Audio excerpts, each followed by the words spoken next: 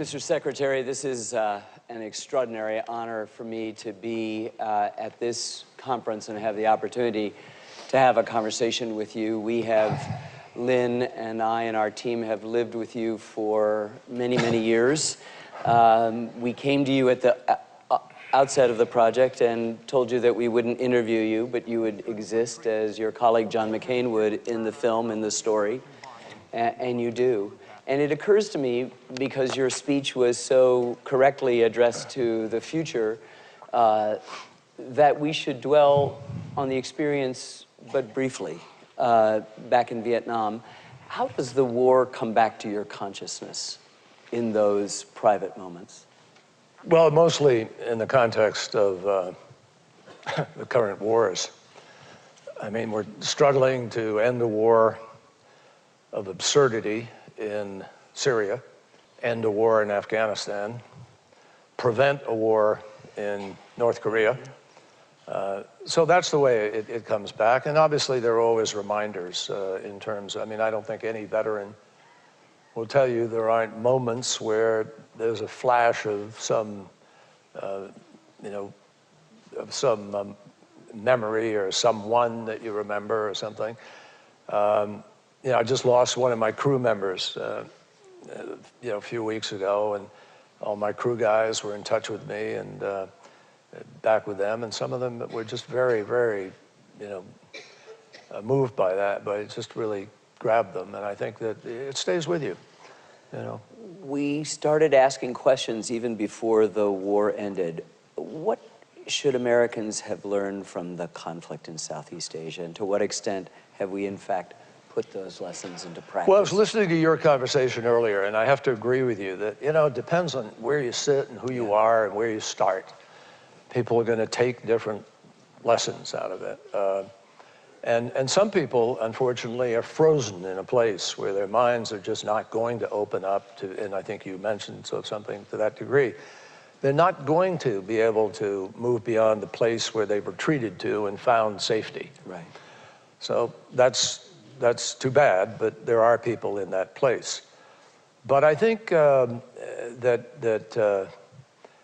clearly the lesson I articulated, number one, is don't ever confuse the war with the warriors, right, particularly in a volunteer status where people are serving their country and trying to keep all of us safe and responding to the requests of leaders who are supposed to get it right. Right.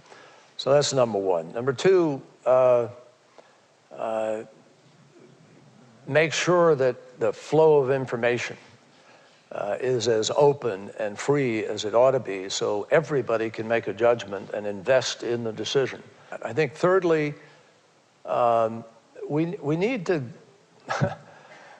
as we define our exceptionalism, which I believe in very deeply, but which I believe we have to manage more carefully in terms of how we talk about it and brandish it, because other people think they're exceptional too, and are.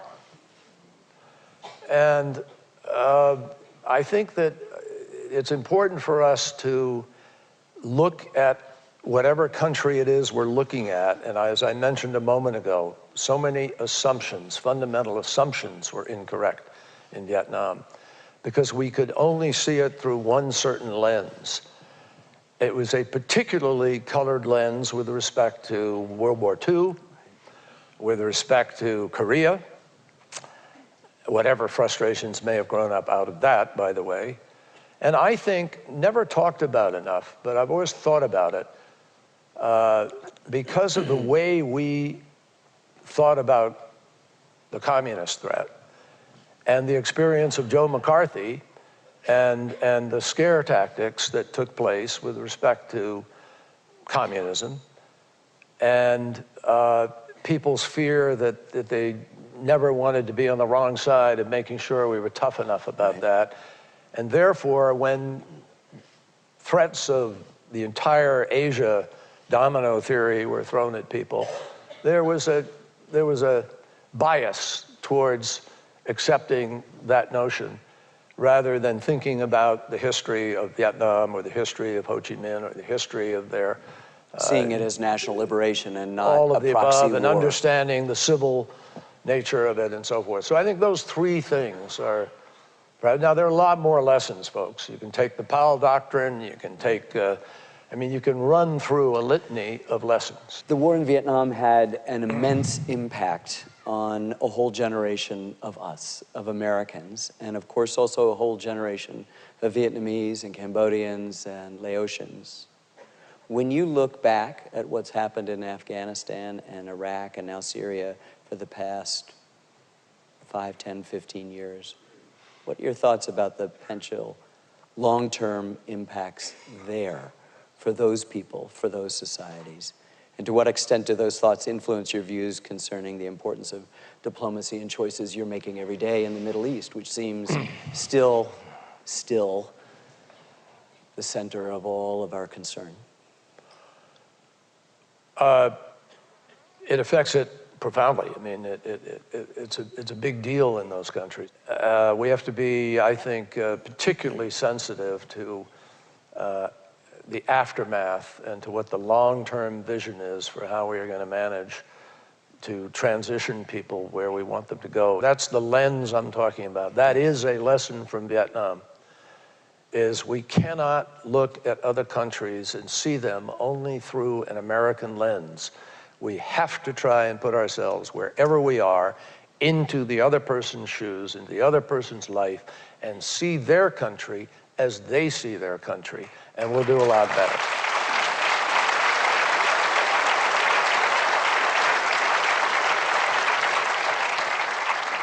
I just had the opportunity to spend some time discussing with a mentor, somebody you know, Tom Brokaw, a thorny problem that I had in an unrelated subject. And he said to me, what we learn is more important than what we set out to do. And I think, Mr. Secretary, there's not a person here in this room who doesn't appreciate that you would spend one of your extra days with us. Thank you very much. Thank you. Thank you. Thank you. My pleasure, honestly.